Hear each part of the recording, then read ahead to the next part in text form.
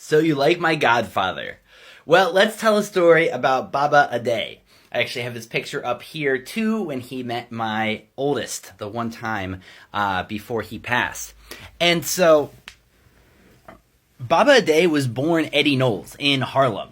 But by the time he was a young man and playing with Gil Scott-Heron, he was known as Adè, and he was in the revolutionary movement. But then when he started having kids and needed a regular job, he went into university teaching. And he was teaching Afro-Cuban drumming as well as branched out into history. Eventually got like higher level degrees in education.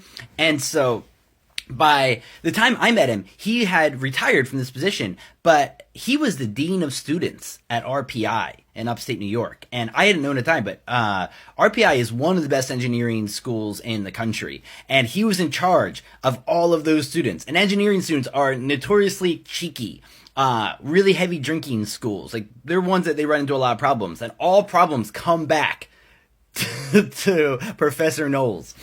And so I would love to go up and visit them, my godparents, in their house. And we were the only two who stayed up late. And so we would stay there kind of smoking. And he would just tell me stories about teaching. And as someone who would love to be a professor or a teacher someday, it was wonderful to sit here and learn from this guy who was so full of joy and light and such a strong feminist, but also tough as iron.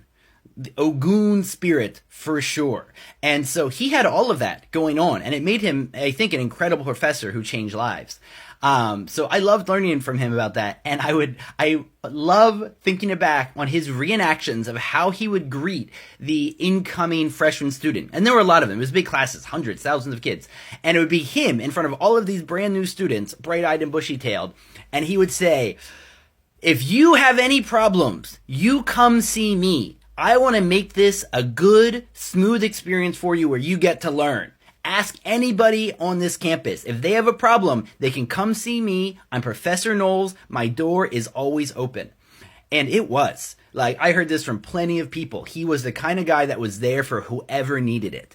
He actually brought me in to teach his class about the 60s and the drug side of things. And I saw how much his students just really liked him, especially the ones who are rising to the occasion. He was the kind of professor who could change their lives.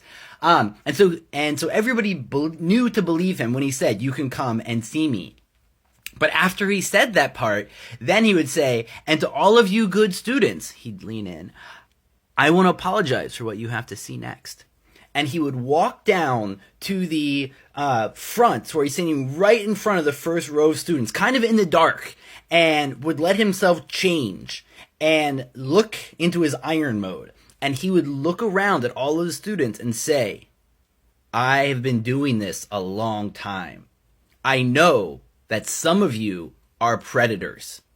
You're already here. It's not many. It might be 5 or 10 of you, but you're already looking around at how you can harm these other students, at how you can rip off property from this school.